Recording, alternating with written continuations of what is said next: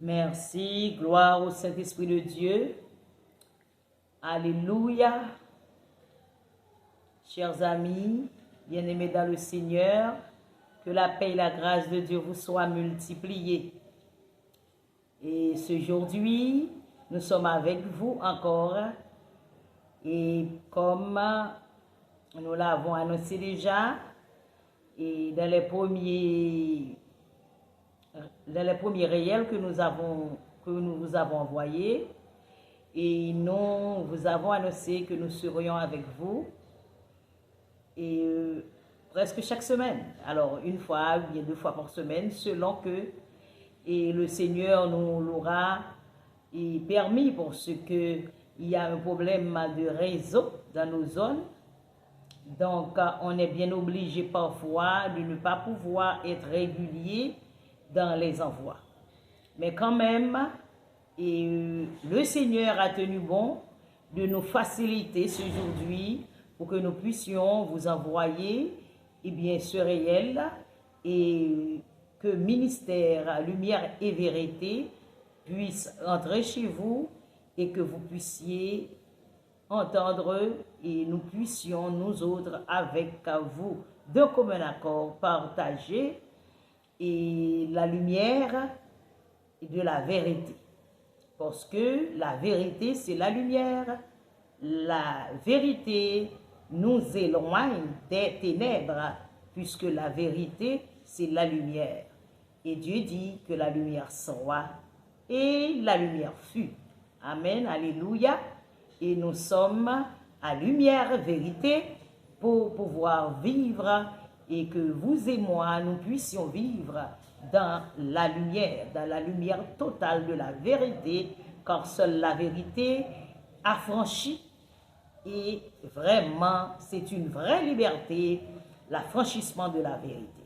Ce n'est pas une liberté passagère, non pas une liberté, et je dirais, factice, mais c'est une vraie liberté, la liberté que donne la parole de Dieu.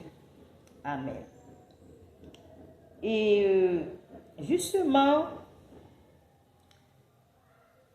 lorsque nous vivons ces temps difficiles, on a tendance à croire de nos jours qu'il faut venir avec un tas d'histoires, un tas de propositions pour influencer le monde. Moi, je ne pense pas que une personne peut influencer une personne. Oui et non. Mais lorsque vous êtes influencé par une bonne personne, vous êtes dans la lumière, vous continuez à marcher dans la lumière. Lorsque je dis une bonne personne, c'est le fait que le Seigneur aura travaillé cette personne, aura travaillé sa mémoire, ou bien aura travaillé son intelligence pour vous aider. Vous êtes en train de vivre des temps où il y a plein d'influenceurs. Mais ils se sont appelés influenceurs, mais certaines fois, ces influenceurs vous influencent selon leur conception, selon leur façon de voir. Mais lorsque vous êtes influencé par la lumière, lorsque nous avons parlé de l'impact de la vérité, et dans les réels d'avant, eh bien, lorsque quelqu'un vous influence dans la bonne direction, c'est lorsque la personne est animée d'un esprit de vérité. Parce qu'il y a beaucoup de mensonges qui ressemblent de près à la vérité. Je dis bien ressemble. Je ne dis pas qu'il soit la vérité. Et lorsque maintenant l'on est influencé par des personnes qui ont leur vérité, mais ce n'est pas la vérité de la parole de Dieu, nous avons tendance à croire que nos desiderata nos philosophies ou bien nos écoles de pensée, parce qu'il y a plein d'écoles de pensée sur cette terre. Il y a plein d'écoles de pensée. Ce n'est pas le fait de suivre une école de pensée qui va me permettre d'être affranchi. Mais c'est de préférence lorsque maintenant je suis l'école de pensée qui est selon le cœur de Dieu. C'est à ce moment que je suis la parole de Dieu, c'est à ce moment que je vis dans la lumière. Et la lumière sera. Alors, et Genèse nous dit, et la lumière fut. Lorsque le Seigneur aura parlé au travers de quelqu'un animé de la puissance, de l'esprit de vie, eh bien, lorsque maintenant, et cette personne est animée de l'esprit de vie, parce que la parole de Dieu est lumière et vie. Et à ce moment, cette personne-là aura à parler, et ces paroles assaisonnées de sel qui pourra apporter vie. À ce moment-là, oui.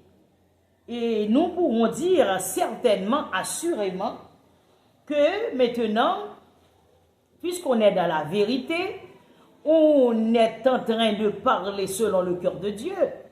Et Dieu nous dit carrément que sa parole ne retournera pas à lui sans effet. La parole de Dieu ne va pas retourner à lui sans effet. Pour que cette parole puisse avoir de l'effet, il faut que ce soit la parole de Dieu. Si c'est la parole de Ludmilla, la parole de quelqu'un d'autre, eh bien, ce sera peut-être quand même une parole de sagesse. Ça pourra quand même me servir de bons conseils parfois. Mais lorsque la parole, c'est la parole de Dieu qui parle, et les décrets changent. C'est quelque chose qui est décrété sur ma vie. Ce n'est pas la même chose que simple conseil. Et les conseils donnés par mes frères et sœurs peuvent être influencés par Dieu, mais ça reste au niveau de conseil.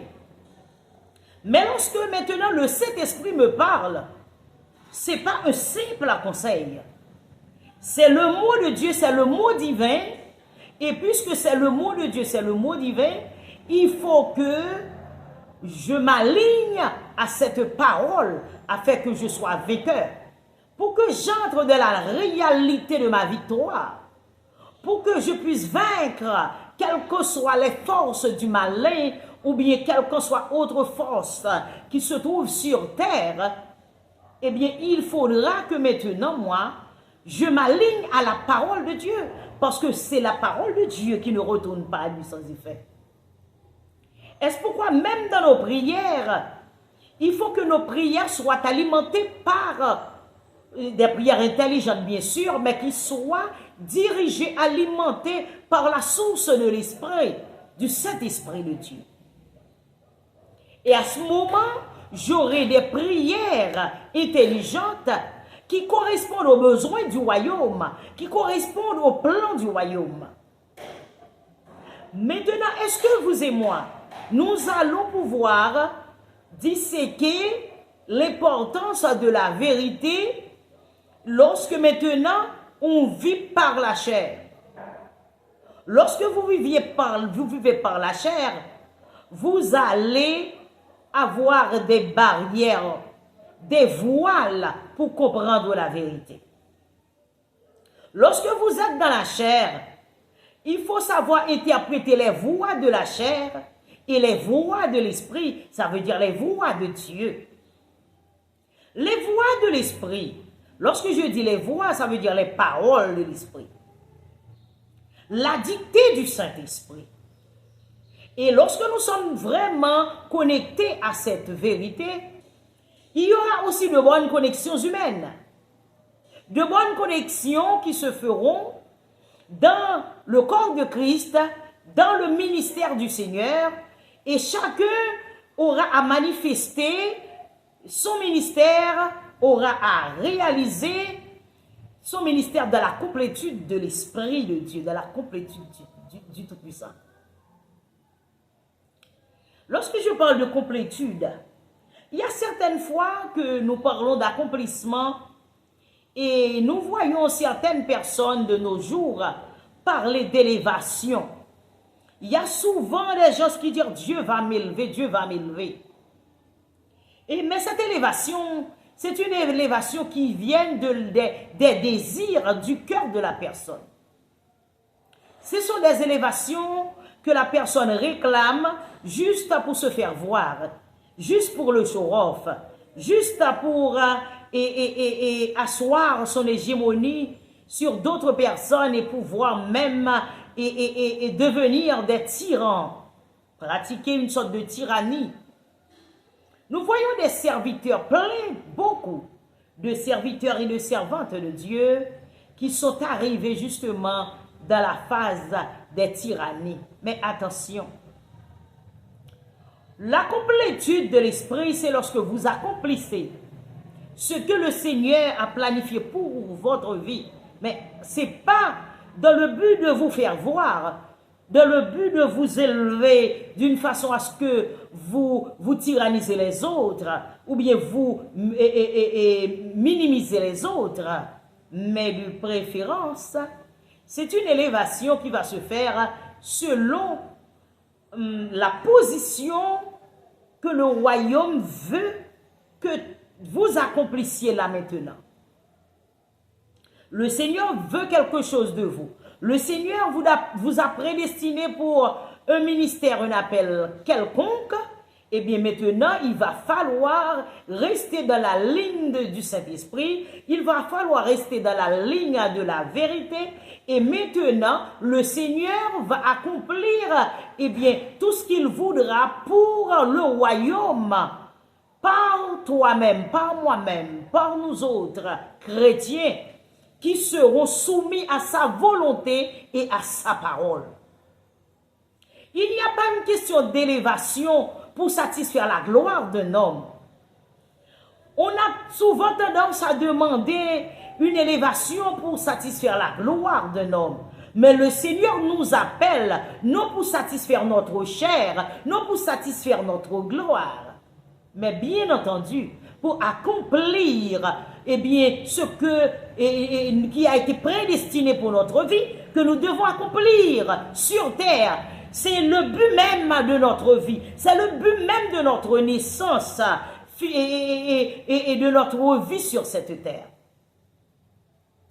Notre appel n'est pas un appel pour nous montrer aux autres, pour exercer une quelconque hégémonie, une quelconque vaine gloire, une gloriole dans notre vie, non. Notre appel, notre élévation.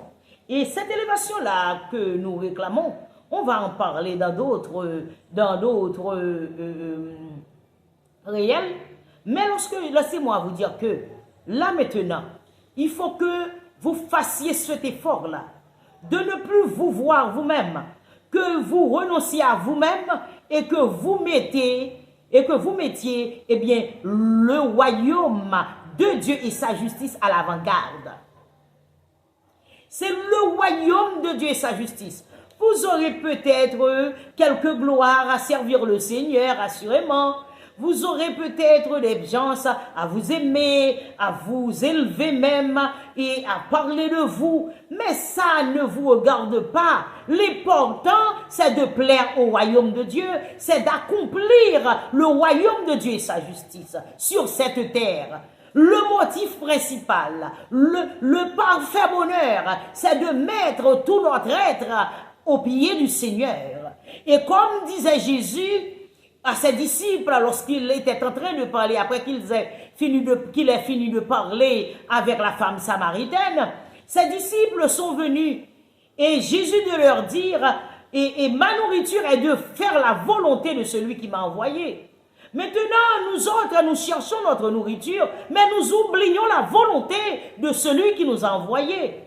Lorsque nous cherchons nos gloires, nous cherchons à complaire nos amis et nos supporters. Eh bien là maintenant, nous accomplissions seulement nos volontés et qu'on dit nous dit en créole, n'a cherché pour nous régler petit quoi devant nous. Mais maintenant, c'est pas le royaume de Dieu n'est pas le boire ni le manger. Donc c'est pas ça l'élévation. C'est pas trouver à manger en abondance qui est l'élévation. Mais c'est pouvoir servir le Maître, pouvoir servir le Seigneur de sa toute volonté. Réveillez-vous, servez le Maître. Servez le Maître, que le Seigneur vous bénisse. À la prochaine.